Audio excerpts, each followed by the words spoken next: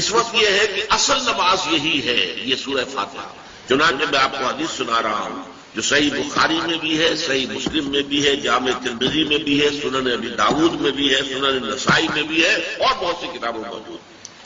اور یہ عن عبادہ بن صامت رضی اللہ تعالی عنہ، حضرت عبادہ بن صامت سے ہے مرفوعا کہ حضور نے فرمایا لا صلاۃ لمن لم یقرأ بفاتحۃ الکتاب، اس شخص کی کوئی نماز نہیں ہے جس نے کہ سورہ فاتحہ کی تلاوت نہیں کی۔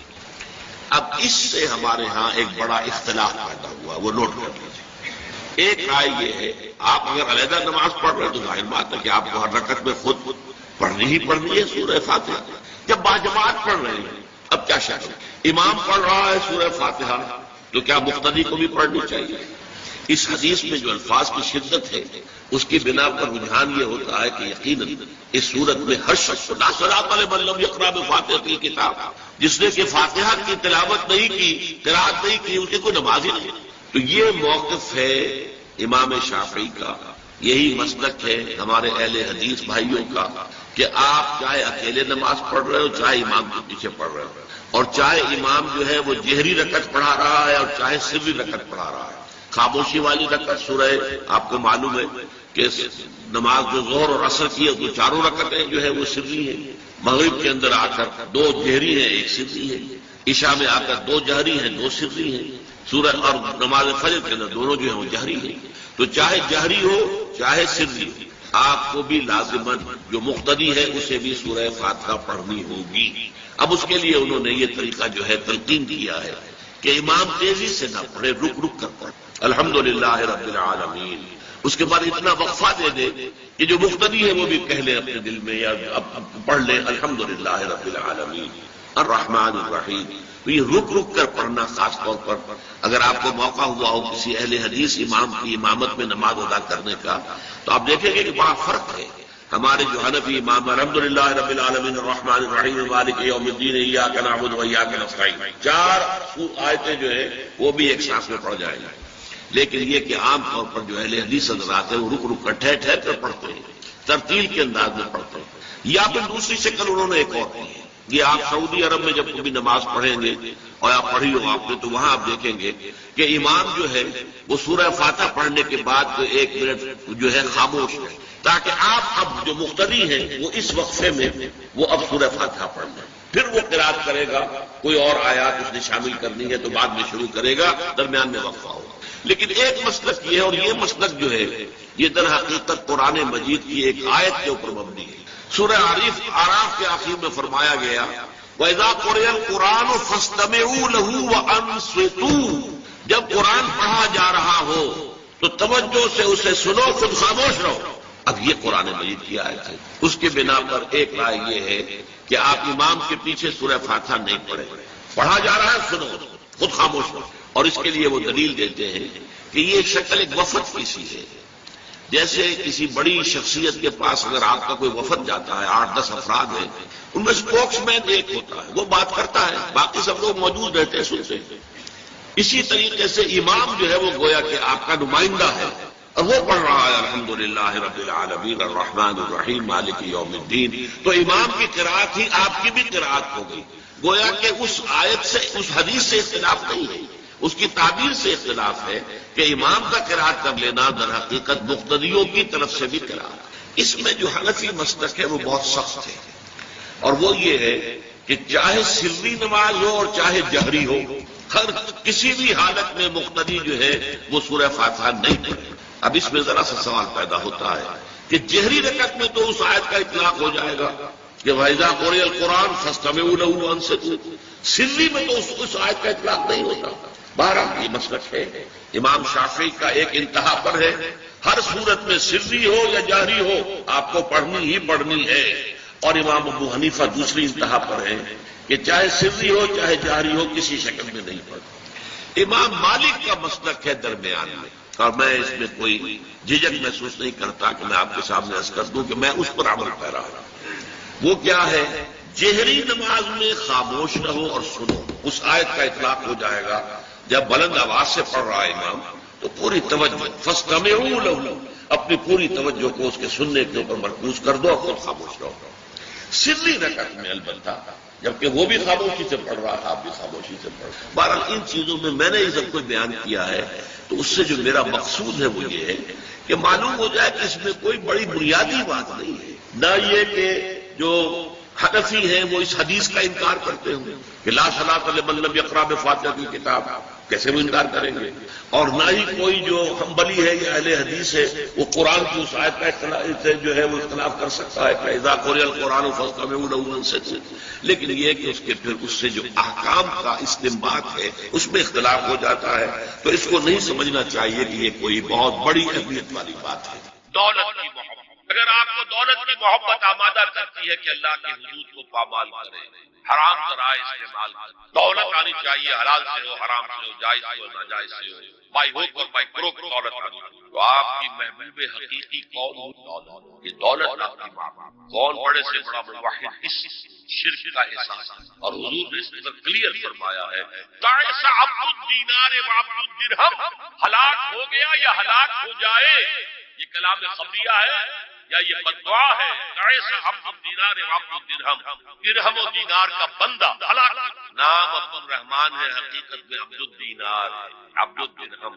درہم و دینار آنے چاہیے، جائز سے یا ناجائز سے، حلال سے یا حرام سے، صحیح سے یا غلط سے، بھائی حکم بھائی معبود۔ ہمارے ہندو بھائیوں نے کیا کیا؟ لکشمی دیوی دولت کی دیوی ہے، اس کی پوجا کرتے کس لیے؟ مطلوب کیا ہے؟ دولت۔ اس کی پوجا وہ خوش ہو جائے تو دولت ملے گی۔ ہم نے کہا ہٹاؤ جی اس دیوی کو بیچ میں سے، ہم براہ راست ہی پوج لیں، بس یہی تو فرق کیا گیا۔ عبد الدینار و عبد الدرہم، یہ انفراد شرک المحبت، جو روح ہے، جو عبادت کی جان غایت الحب ما غایت الذل والخضوع، اور ٹاپ پر لے آئی۔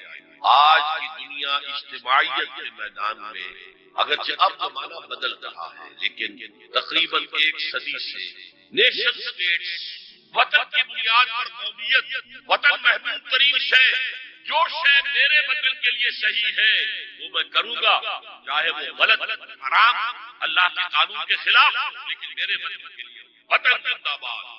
یہ وطن پرست، اس وطن پرستی کے مذہب کی ایک نماز بھی ترانہ ہو رہا، کھڑے ہو جاؤ، کھڑے ہو جانا عبادت، اس کا جھنڈا سلامی، یہ وطن کے معبود کے ریچولز، مذہب وطنیت۔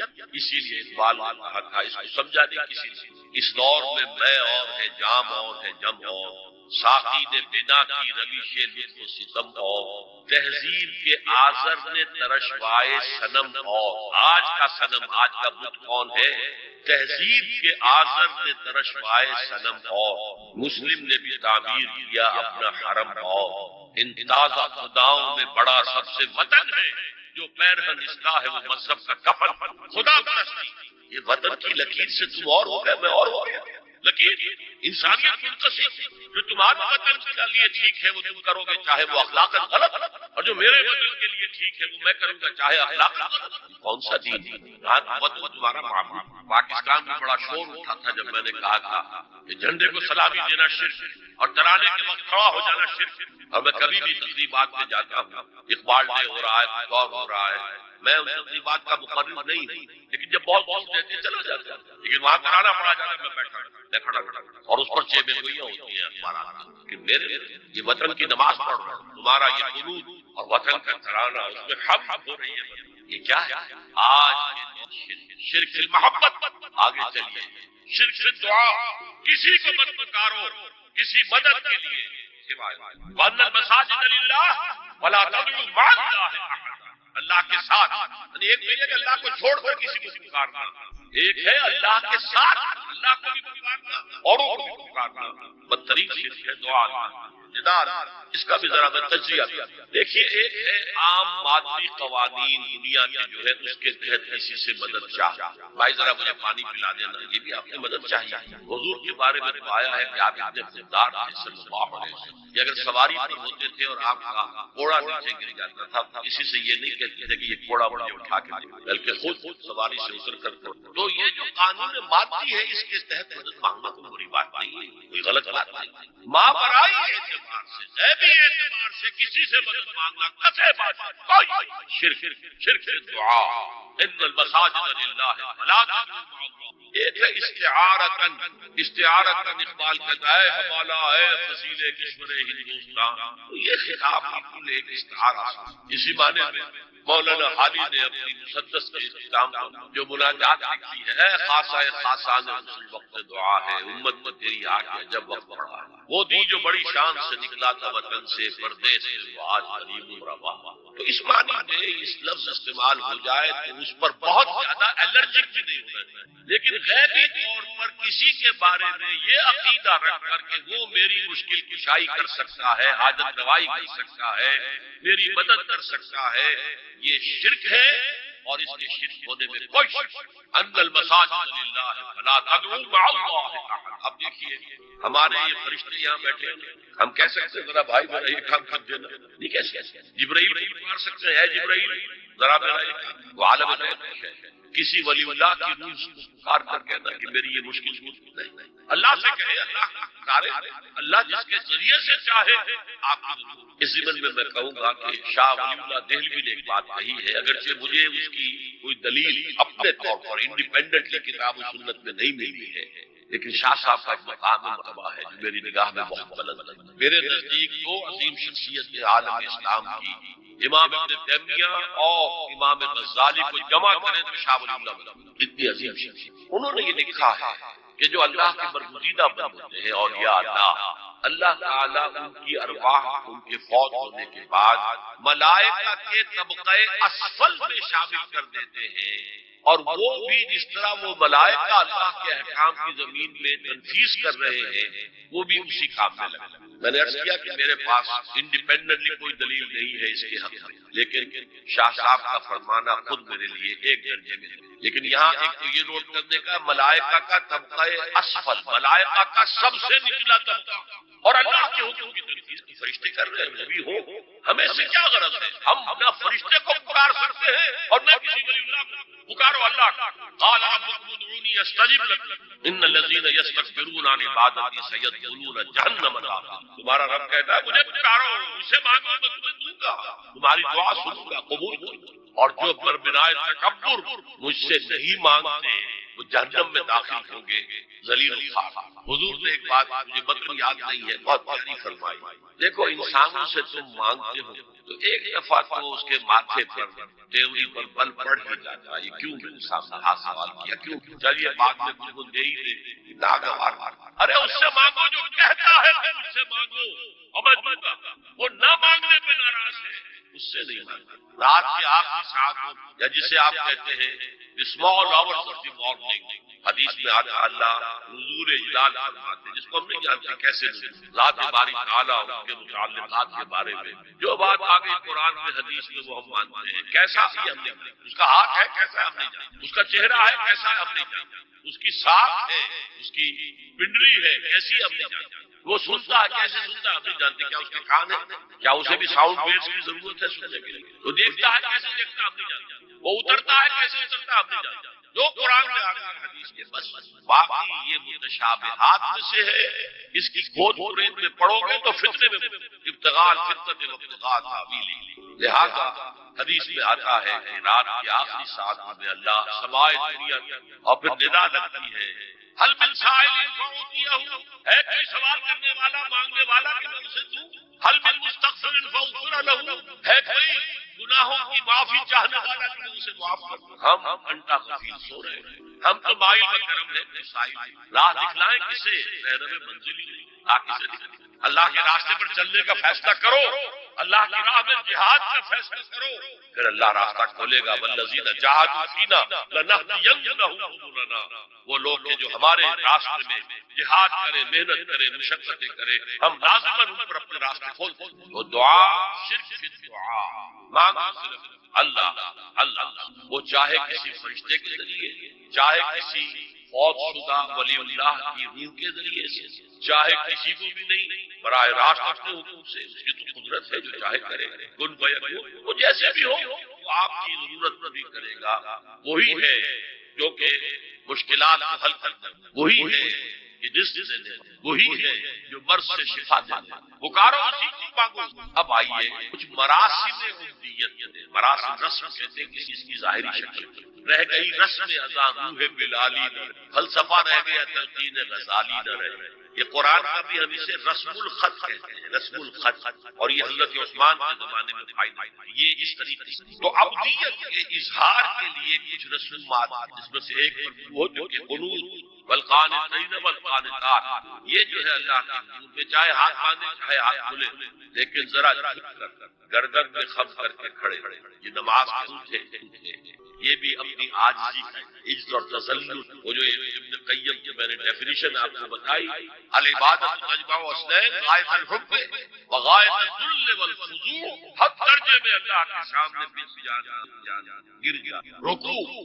سجدہ اللہ کا۔ اور اس معاملے میں دین محمدی جو اپنی تکمیل کو پہنچ گیا، الیوم اکملت لکم دینکم واتممت علیکم نعمتی ورضیت لکم الاسلام دینا۔ حضور کی بعثت سے قبل سجدہ تعظیمی جائز، کسی شخص کی تعظیم کے لیے، اس کی عزت کے لیے اس کے سامنے سجدہ کیا جائے۔ حضرت یوسف کے سامنے ان کے والدین اور 11 بھائی سجدے، بچپن میں خواب دیکھا تھا اور 40-50 سال بعد اس کی تعبیر بالفعل ایک اس واقعے کے طور پر سجدہ جھکنا سجدہ تھا، یہ جائز تھا سجدہ تعظیم۔ حضور پر شریعت مکمل، توحید مکمل، اب ہر نوع کا سجدہ حرام مطلق ہے سوائے اللہ کے۔ ہمارے مسلمانوں نے بھی اپنے دور ملوکیت میں سجدہ تعظیمی شروع کرا، عدالت بادشاہ کے دربار میں جا رہے تھے کی حالت، یا آپ کے پڑوس میں حیدرآباد کی ریاست تھی، سلام کیسے کرتے تھے، کتنے جھکتے تھے، اور پھر وہ سلام مشرکانہ فعل مغلیہ دربار میں بھی تھا۔ شیخ احمد سرہندی رحمۃ اللہ علیہ نے کہا غلط ہے، حرام ہے، دربار میں شکایت ہو، آخر خودبری کرنے والے بھی تھے، حاسد بھی تھے، ومن شر حاسد اذا حسد، طلبی ہو گئی، بلایا گیا دربار میں حاضر، اور ایسا اہتمام کیا گیا کہ جب حضرت مجدد آگے آئے بادشاہ تک جانے کے لیے تو درمیان میں ایک دیوار سی حائل کر کے اس میں کھڑکی کی کہ اس میں سے جھک کر گزریں گے نا، رکوع کسی درجے میں تو ہو جائے گا، رکوع بھی سجدے ہی کی ایک شکل ہے، سجدے کا ہاف کہہ لیجیے، لیکن یہ کہ جب آیات سجدہ آتی ہے قرآن مجید، وہ عام نمازوں میں دیکھتا ہوں کہ وہ آیات سجدہ والی آیات پڑھی جاتی، حالانکہ ان کی خاص کیفیت تراویح میں بھی پڑھی جاتی ہے، لیکن پہلے بتا دیتے ہیں کہ یہ دوسری رکعت میں یا پہلی رکعت میں سجدہ آ رہا ہے، تیار رکوع بھی اگر فوراً ہو جائے آیت سجدہ کے بعد اس سے بھی اس سجدے کا حق ادا۔ بارہ حضرت شیخ مجدد رحمۃ اللہ علیہ دربار میں آئے تو اس کھڑکی میں سے پہلے پاؤں گزارے، پھر جیل میں ڈال دیا گیا۔ حاضر ہوا میں شیخ مجدد کی لحد پر، وہ خاک کے ہے زیر فلک مطلع انوار، گردن نہ جھکی جس کی جہانگیر کے آگے، جس کی نفس گرم سے ہے گرمی احرار، وہ ہند میں سرمایہ ملت کا نگہباں، اللہ نے بر وقت کیا دین الہی، دین محمدی کے خاتمے کا اعلان۔ اب بڑے بڑے مولویوں نے یہ اکبر کو سبق پڑھایا، بڑے بڑے درباری انہوں نے سبق پڑھایا، اللہ کا ایک دن 1000 برس کا ہوتا، اور اللہ کا ہر معاملہ 1000 سال تک ہوتا۔ اب 1000 سال ہو گئے محمد کی رسالت، ان کی رسالت کا دور ختم صلی اللہ علیہ وسلم، اب دوسرا 1000 سال، اسی لیے الف ثانی کہتے ہیں، الف ہزار کو کہتے ہیں، الف ثانی، یہ دوسرا 1000واں سال جو شروع ہو گیا ہے، اس میں ایک نئے دین کی ضرورت ہے، وہ دین اکبری ہے، دین الہی ہے۔ اور دین الہی کیا تھا؟ یہ بہت بڑی سیاسی تدبیر تھی، اصل میں بہت بڑی سیاسی، اور اس کا ظہور بعد میں بھی ہوا ہے ہندوستان کی سرزمین۔ وہ یہ کہ ہندوستان کی ترقی میں جو چیز سب سے بڑی رکاوٹ ہے وہ مذہبی اختلافات، لہذا ایسا کرو سارے مذاہب جو ہے اسے ہاون دستے میں ڈالو، ٹوٹ ٹوٹ کے چورا چورا کر کے بناؤ صفوف، اور یہ مذہب سب کا ہو جائے گا، مذہبی اختلافات ختم ہو جائے گا۔ دوسری بات ان کی سمجھ میں یہ آ گئی کہ اصل میں اختلاف رسالت اور شریعت کی بنیاد پر ہوتے ہیں، لہذا دین الہی بس خدا کو مانو، بس رسالت وغیرہ کو چھوڑو، خدا کا کرم ہے، اسے آپ پرماتما کہہ لیں، مہادیو کہہ لیں، جو چاہے کہہ لیں، اللہ کہہ لیں، رام کہہ لیں، قل اللہ رحمان ایما تدعو فلہ الاسماء الحسنی۔ قرآن کہتا ہے تم اللہ کہہ کر پکار لو یا رحمان کہہ کر پکار لو، جس کو بھی تم پکار لو، یہ جان لو کہ تمام اچھے نام اسی کے۔ یہ فلسفہ تھا بہت گہرا، جاہل تھا، ان پڑھ تھا، لیکن بہت بڑا سیاستدان، اس میں کوئی شک نہیں۔ لیکن یہ کہ اگر ایک حکومت پر جو سب سے بڑا مغل اعظم جس کو کہتے ہیں، اس کے زمانے میں مسلمانوں نے ہند جو ہے سیاسی اعتبار سے اپنے عروج پر، لیکن دینی اعتبار سے پاتال، دین محمدی ختم، 1000 سال کا ایک دن ہے اور وہ ختم۔ اللہ نے اٹھایا مجدد ثانی رحمۃ اللہ اور ان کی درویشانہ مساعی کے ذریعے سے. اب دیکھیے اس زمانے میں تصوف کے ذریعے سے سب سے بڑا شرک آ رہا تھا. وحدت الوجود کی ایسی تعبیرات ہو رہی تھی جو ہماؤست بن گئی تھی. ہماؤست اور وحدت الوجود کے درمیان زمین آسمان کا فرق. ہماؤست میں کائنات حقیقی ہے، خدا اس میں حل ہو چکا ہے، اس کے اندر ظاہر ہو گیا. اور وحدت الوجود میں وجود حقیقی صرف اللہ کا، اس کائنات کا وجود کوئی ہے ہی نہیں. لیکن یہ ختم ہوا. اس پہلو سے مجدد الف ثانی کے مجدد اعظم کو اللہ نے کھڑا کیا. شیخ احمد حضرت عمر کی اولاد سے فاروقی تھی، شاہ ولی اللہ بھی فاروقی تھی. لگے فاروقیم کہتے ہیں شیخ احمد سے میری فاروقی رگ پھڑکتی ہے. اس کے نتیجے میں وہ دین الہی کا خاتمہ ہوا. بعد میں ہمارے ہاں یہ آیا ہے ہندوستان میں برہمن سماج، برہمن سماج، اور گاندھی جی بھی اسی فلسفے کے قائل تھے، وحدت ادیان. اور یہ سیاسی اعتبار سے بہت اونچی ذہنی سطح کی غمازی کرنے والی بات ہے کہ ہندوستان کے اندر کے یہ مذہبی اختلافات کو اگر ہم کسی طرح کھرل کر کے ختم کر دیں، ہاوندستہ میں ڈال کے کر دیں، پھر یہ کہ یہاں ترقی ہی نہیں. بہرحال سجدہ گردن نہ جھکی جس کی جہانگیر کے آگے، جس کے نفس گرم سے ہے گرمی احرار، وہ ہند میں سرمایہ ملت کا نگہباں اللہ نے بر وقت کیا. تو ہم نے شرک فی العبادت میں پہلے بات کی شرک فی الاطاعت. انفرادی سطح پر نفس معبود، اجتماعی سطح پر عوام کی حاکمیت، بدترین شرک، عظیم ترین شرک. اتنے بڑے پیمانے کا شرک کبھی نہیں ہوا دنیا. اس کے بعد شرک فی محبت، مال کی محبت، ساڑھے سات دینار محبت، وطن کی محبت یا کسی اور شے کی محبت. اگر وہ اللہ کی محبت کے برابر بھی آ جائے، بڑھ جائے تو اور بھی بڑی بات کرنی پڑے گی، لیکن ہمارے پاس شرک سے اوپر کی اصطلاح بھی نہیں. پھر شرک دعا، اللہ کے سوا کسی اور سے حاجت روائی کے لیے مشکل کشائی کی پکار. پھر شرک مراسم العبودیہ، قنوت ہے، رکوع ہے، سجود ہے، یہ ذل والخضوع کی، کسی کے سامنے جھک جانے کی ایک علامت، سمبل. اب آخری ہے اس میں اخلاص، اور اخلاص کی ضد کیا ہے؟ ریاکاری. کوئی عبادت اگر دکھاوے کے لیے کی جائے وہ شرک، یہ شرک خفی ہے. مال کی محبت کا شرک بھی شرک خفی ہے، نفس کی اطاعت کا شرک بھی شرک خفی ہے، اور یہ سب سے خفی شرک ہے. حضور نے فرمایا صلی اللہ علیہ وسلم من صلی یرائی فقد اشرک ومن صام یرائی فقد اشرک ومن تصدق یرائی فقد اشرک. جس نے دکھانے کے لیے نماز پڑھی اس نے شرک کر دیا، جس نے دکھاوے کے لیے روزہ رکھا اس نے شرک کر دیا، جس نے دکھاوے کے لیے خیرات کی، صدقات دیے، شرک. قد اشرک، یہ عربی کے مزاج سے واقفیت، فعل ماضی پر قد جو ہے تو وہ پرفیکٹ ٹینس بن جاتا، کر چکا، شرک میں ملوث ہو چکا. من صلی یرائی فقد اشرک من صام یرائی فقد اشرک ومن تصدق یرائی فقد. اور تجزیہ کر کے یہاں تک بتایا کہ اگر کوئی شخص نماز پڑھ رہا ہو اور جب وہ یہ دیکھے کہ کوئی اسے دیکھ رہا ہے تو اپنے سجدے کو طویل کر دے تو یہ شرک. فرض کیجئے 5 سیکنڈ کا سجدہ وہ کر رہا تھا، اب اس نے 7 سیکنڈ کر دیا. یہ 2 سیکنڈ کس کے لیے؟ اس ایک سجدے کے 2 مسند ہو گئے.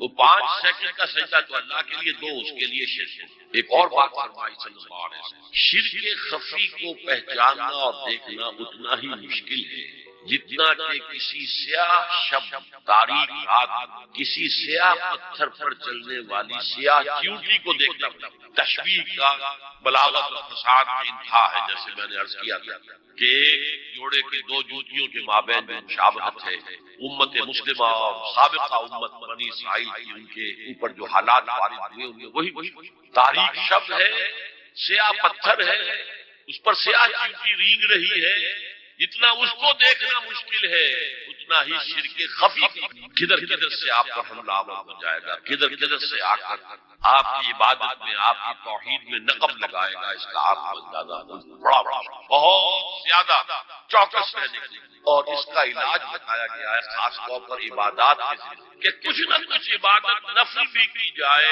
اور نفل عبادت اس طور سے کی جائے کہ کسی کو پتہ نہ. اب ہمارا حال یہ ہو گیا کہ ساری اگر کوئی عشاء کی 17 رکعتیں پڑھتا سب کی سب مسجد میں پڑھتا. حالانکہ صحابہ کے دور میں مسجد تھی فرائض کی ادائیگی، باقی جا کر نماز گھر میں پڑھو گے وہ افضل ہے. اور نوافل تو خاص طور پر اگر کسی کو تہجد کی توفیق ہو گئی ہے تو کسی نہ کسی طرح ڈھنڈورا پیٹے گا. جی کیا کریں، رات کو جاگنا ہوتا ہے، طبیعت جو ہے بڑی بھاری ہو گیا اپنا ڈھنڈورا. تو اس سے تو مرض اور 2 حادثہ ہو جائے، ریاکاری اور بڑھ جائے گا. اسی طریقے سے صدقات نافلہ فرمایا ایسے دو کہ داہنا ہاتھ جو کچھ دے بائیں ہاتھ کو پتہ نہ چلے کسی کو. اس سے وہ ریاکاری کی جڑیں کٹتی ہیں، ریاکاری کی جڑیں دل کے اندر سے کٹتی. یہ علاج ہے ریاکار کا، لیکن ریاکاری شرک. اب میں آخری بات پر آ رہا ہوں. آپ نے سوچا ہوگا کہ اس تجزیے کے تحت تو ہر گناہ جو ہے ادنا سے ادنا گناہ بھی شرک. فجر کی نماز کے وقت اگر اٹھ کے نہیں گئے اور چادر یا کمبل کو سیدھا کر کے لیٹ گئے تو یہ شرک. پھر کون سے گناہ ہے جو اللہ معاف کرے گا؟ یہ جو میں نے آج آپ کو 2 دفعہ آئی ہے سورہ نساء میں سنائی، ان اللہ لا یغفر ان یشرک بہ ویغفر ما دون ذلک لمن یشاء. اللہ تعالیٰ اس کو تو ہرگز نہیں بخشے گا کہ اس کا شرک کیا جائے، البتہ اس سے کم کر جس کو چاہے گا. تو جان لیجیے یہ جو باریک تجزیہ میں نے کر کے بتایا ہے یہ اپنی جگہ 100%، لیکن ان میں جو یہ چیزیں ہیں کوئی کوتاہی ہو گئی، کوئی گناہ ہو گیا، کوئی شریعت کی مخالفت ہو گئی، نفس کی کسی اس وقت کے دباؤ میں آ کر یہ گناہ شمار ہوں گے.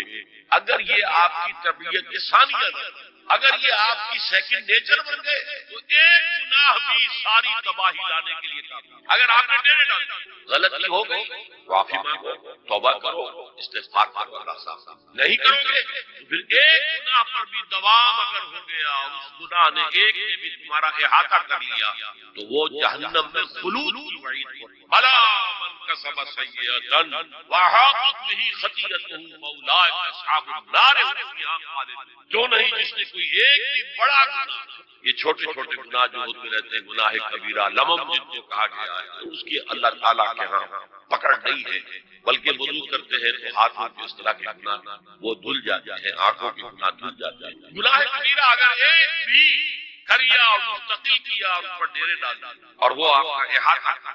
آج کے دور میں سود کا سودی کاروبار وہ تو آپ کا احاطہ کر گئے، آپ کے پورے وجود کا احاطہ. بلا کسب اور کسبہ کہتے ہیں جان بوجھ کر. ایک ہے خطا سے ہو گیا، غلطی سے ہو گیا، وقتی طور پر کوئی تحریک ایسی ہو گئی، غلط ماحول میں بیٹھے ہوئے تھے، اس کے زیر اثر کوئی آپ سے بھی غلط حرکت سرزد ہو گئی، کبھی نفس کا جوش کچھ ایسا ہوا کہ آپ مغلوب ہو گئے. ٹھیک ہے اس سے وہ شرک ہے، لیکن یہ شرک گناہ کے اندر شمار ہوگا اگر آپ توبہ کر لیتے ہیں، رجوع کرتے ہیں، استغفار کرتے ہیں اللہ بخشنے والا. لیکن اگر ایک گناہ کبیرہ بھی جان بوجھ کر اختیار کر لیا اور اسے مستقل اپنی زندگی کے اندر شامل کیا، بلا من کسب سیئۃ واحاطت بہ خطیئتہ فاولئک اصحاب النار هم فیہا خالدون. تو وہ پھر جہنمی ہے، آگ والے ہیں، اس میں ہمیشہ ہمیشہ کے لیے. شرک ذات کے ضمن میں میں نے عرض کیا تھا کہ سورہ اخلاص جامع ترین اس کی نفی پر اور شرک فی صفات کی کامل نفی پر آیت الکرسی. آیت الکرسی ایک لمبی آیت، جیسے آیت البر ایک لمبی آیت، اور اس کو حضور نے فرمایا ہے سیدۃ آیات القرآن، پورے قرآن مجید کی آیات کی سردار. اور یہ شرک فی صفات کے ضمن میں یہ شمشیر قاطع ہے، شمشیر برہان. اللہ لا الہ الا ہو الحی القیوم، یہ وہی ہے. قل هو اللہ احد اللہ الصمد الحی. اللہ زندہ ہے لیکن اس کی زندگی کو اپنی زندگی پر قیاس نہیں. تمہیں خوراک کی احتیاج ہے، اسے کوئی ما اريد منهم من رزق وما اريد ان، مجھے کوئی احتیاج نہیں کہ مجھے رزق پہنچائیں، رزق دیں، مجھے کھلائیں. پھر تمہاری حیات، نیند، اونگ، تھکان، ان تمام کمزور کے ساتھ وہ الحی اپنی ذات میں خود زندہ، حیات اس کی ذاتی ہے، کسی اور نے عطا نہیں کی ہے. ہماری تو مستعار ہے، عمر دراز مانگ کے لائے تھے 4 دن، 2 آرزو میں کٹ گئے، 2 انتظار. اور القیوم بقیہ پوری کائنات کے لیے وہی ہے، اس کو تھامے لا تاخذہ سنۃ ولا نوم. الحی حیات کامل کہ اس کو نہ نیند آتی ہے نہ لہو ما فی السماوات و ما فی الارض. آسمان اور زمین میں جو کچھ ہے اسی کی ملکیت. تم کسٹوڈینز ہو، تم امین ہو. یہ امانت چند روزہ نسجماس در حقیقت مالک سے ہر شے کو، یہاں تک کہ یہ میرا جسم بھی میرے پاس امانت ہے. میں کون ہوں؟ میری خودی، میری انا، میری روح جو پوزیس کرتی ہے اس بدن. لیکن یہ پوزیشن ملکیت کا نہیں ہے، امانت. یہ امانت، یہ ہاتھ کی امانت، میری زبان بھی امانت ہے، میری آنکھیں بھی امانت. من ذا الذی یشفع عنده الا بإذنہ. یہ یہاں پر انداز بڑا پرجلال ہے. کون ہے وہ جو شفاعت کر سکے اس کے دربار میں مگر اس کے. کسی کا ذاتی کسی کا زور، کسی کا اختیار نہیں ہے کہ جس کی بنا پر شفاعت. ہاں، اور دوسری جگہ پر آتا ہے جس کے لیے وہ چاہے گا اور جس کو اجازت ہے. جیسے کہ آتا ہے اما یتساءلون یوم یقوم الروح والملائکۃ صفا، اور ان میں سے کوئی بھی بات نہیں کر سکے گا، کلام نہیں کر سکے گا. لا یتکلمون الا من اذن له الرحمن، سوائے اس کے جسے رحمان اجازت دے. وقال صوابا، اور صحیح بات کرے گا، تو غلط بات نہیں کرے گا. یعلم ما بین ایدیہم وما خلفہم ولا یحیطون بشیء من علمہ الا بما شاء. وہ تو جانتا ہے جو کچھ بھی ان کے سامنے ہے اور ان کے پیچھے ہے، اور یہ کوئی احاطہ نہیں کر سکتا مخلوقات میں سے اس کے علم میں سے کسی کا بھی سوائے اس کے جو. یہاں بڑے ہی لطیف انداز میں شفاعت باطلہ کے تصور کی نفی ہوئی. دیکھیے آپ کہیں جا کر کسی مجسٹریٹ سے سفارش کرتے ہیں تو کیا کہتے ہیں؟ اجی یہ فائل کے اوپر کچھ ہے، آپ اس پر نہ جائیے، یہ گواہیاں وغیرہ جھوٹ ہو گئی ہیں. میں آپ کو بتاتا ہوں اصل بات، اللہ کے سامنے کوئی یہ کہہ سکے اے اللہ میرے علم نہیں ہے، میرے علم. یعلم ما بین ایدیہم وما خلفہم، وہ تو جانتا ہے جو کچھ ان کے سامنے اور جو کچھ ان کے پیچھے ہے. ولا یحیطون بشیء من علمہ الا بما شاء، اور ان میں سے کوئی بھی، جیسے کہ میں ابھی بتا چکا ہوں، بریلوی مکتب فکر بھی کہہ رہا ہے کہ اللہ کا دیا ہوا علم ہے، محمد اللہ کا جتنا ہے لا محدود نہیں ہے، محدود ہے، قریب نہیں ہے حادث سے. جتنا اللہ چاہتا ہے جس کے لیے جتنا چاہتا ہے، لیکن اس کے علم سے احاطہ نہیں کر سکتا کوئی مگر جو وسع کرسیہ السماوات، اس کا اقتدار چھایا ہوا ہے، مستولی ہے آسمانوں پر بھی اور زمین پر بھی. ولا یؤودہ حفظ، اور اسے عاجز نہیں کر سکتی ان کی حفاظت. قیوم وہی ہے، صمد وہی ہے، لیکن اسے کوئی تکان عاجز. یہ اصل میں نفی ہے جو تورات حافظے سے مرتب کی گئی تھی. 587 میں نبوکڈ نظر کا جو حملہ ہوا تھا اس میں اصل تورات گم ہو گئی. اس وقت سے آج تک وہ اصل تورات ان کے پاس نہیں. پیریڈ آف کیپٹیوٹی سے واپس آئے ہیں بیت المقدس میں سائرس کے لطف و کرم کی وجہ سے، ذوالقرنین کے لطف و کرم کی وجہ سے، پھر یادداشتوں سے لوگوں نے وہ تورات کی ہے، تو اس میں انسانی فکر شامل ہوئی. لہذا وہاں یہ لکھا ہے اللہ نے 6 دنوں میں آسمان اور زمین پیدا کیے اور 7ویں دن آرام، یعنی کوئی تکان لائق.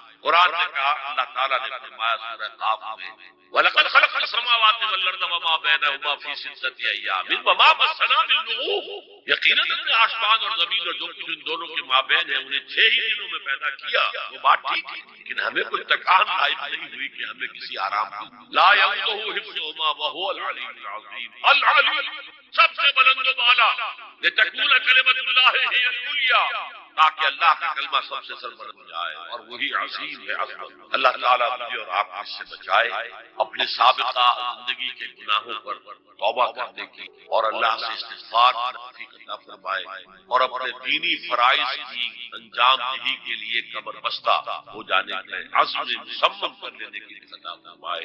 اقول قولی ھذا واستغفر اللہ لی ولکم ولسائر المسلمین والمسلمات. اب ہم سوالات کا سیشن شروع کرتے ہیں. پہلا سوال ہے، اگر کسی مسلمان کو یہ نہیں معلوم ہو کہ وہ جو کر رہا ہے وہ عمل شرک ہے یا نہیں، تو کیا اس کا یہ شرک معافی کے قابل ہوگا؟ دیکھیے، اگرچہ قانون تو یہ ہے دنیا کا، ignorance of law is no excuse. قانون سے عدم واقفیت کوئی عذر نہیں. قانون تو پھر پڑھتا ہے، لگتا ہے، لاگو ہوتا ہے، لیکن اللہ کے ہاں ایسا نہیں. وہ ہر شخص سے اس کے اپنے حالات کے اعتبار سے حساب ہے. کن حالات میں پیدا کیا گیا، کیا دین کو دیے گئے تھے، کن حالات میں وہ پلا بڑھا ہے، اس کے انوائرمنٹل فیکٹرز کیا تھے. پھر یہ کہ جن لوگوں کی ذمہ داری تھی کہ اسے دین کا، اور اگر اس کی وجہ سے یہ لاعلم رہا اور اس نے بات کو نہیں سمجھا، تو میں سمجھتا ہوں اللہ تعالیٰ نرمی فرمائیں گے. باقی یہ کہ بخشش یا سزا دینا یہ اللہ کا اختیار مطلق ہے، ہم کچھ نہیں کہہ سکتے. اللہ تعالیٰ ابو جہل کو بخش دے، ہم اعتراض نہیں کر سکتے، اس کی مخلوق ہے جو چاہے گا. اللہ تعالیٰ کسی نیک سے نیک آدمی کو جہنم میں ڈال دے تو کر سکتا. جیسے میں نے کہا، اپنی بکری آپ جب چاہیں ذبح کریں، اپنے غلام کو آپ چاہیں قتل. ہم یہ جانتے ہیں کہ وہ عدل کرے گا، انصاف کرے گا، قائم بالقسط ہے، لیکن اللہ تعالیٰ کے اوپر کوئی پابندی کسی کی. تو میں یہاں صرف یہی لفظ استعمال کر سکتا ہوں کہ اللہ تعالیٰ ہر شخص کے ذاتی حالات کے اعتبار سے محاسبہ کرے گا، اور یقیناً اگنورنس جو ہے اس کے ہاں ایک ایکسکیوز شمار ہوگا. قل هو اللہ احد اللہ الصمد لم یلد ولم یولد ولم یکن لہ کفوا احد، کہہ دو، اعلان کر دو اے محمد صلی اللہ علیہ وسلم، اللہ اکیلا ہے، احد، اللہ ایک نہیں، ایک تو واحد سے ترجمہ، اللہ واحد، احد اکیلا تنہا، کوئی اس کا ساجی نہیں ہے۔ اللہ الصمد، صمد اس کو کہتے ہیں کہ جس کا کوئی سہارا لیا جائے، جس کے سہارے سے کوئی چیز قائم ہے۔ اللہ قائم بالذات ہے، اپنی ذات سے قائم ہے، پوری کائنات اس نے تھامی ہوئی ہے، وہ چلا رہا ہے، آسمانوں اور زمینوں کو اس نے تھاما ہوا، انزالتا، کہیں اپنی جگہ سے ہٹ نہ جائے۔ آپ کو معلوم ہے کہ یہ عظیم سیارے اور یہ عظیم جو گلیکسیز ہیں، ان کی اصل حقیقت کس قدر باریک معاملہ ہے، ان کا کس قدر باریک، لو سانس بھی آہستہ کہ نازک ہے بہت کام، آفاق کی اس کارگہ شیشہ گری کا، ان کے درمیان جو فاصلے ہیں، ان کی باہمی کشش، اس کو ایک کشش ادھر سے کھینچ رہی ہے، ایک کشش ادھر سے کھینچ رہی ہے، تو یہ اپنی جگہ پر قائم ہے۔ اگر ادھر کی کشش ذرا سی بڑھ جائے وہ کھینچ لے گی اور وہ ٹکرا جائیں گے اور کائنات درہم برہم۔ یہ تو توازن ہے، اسی کو کہا سورہ رحمان میں ووضع المیزان، لوگوں نے سمجھا میزان سے مراد یہ زمین کی جو میزان جس میں ہم بولتے نہیں، والسماء رفعها ووضع المیزان، یہ سما سے متعلق ہے۔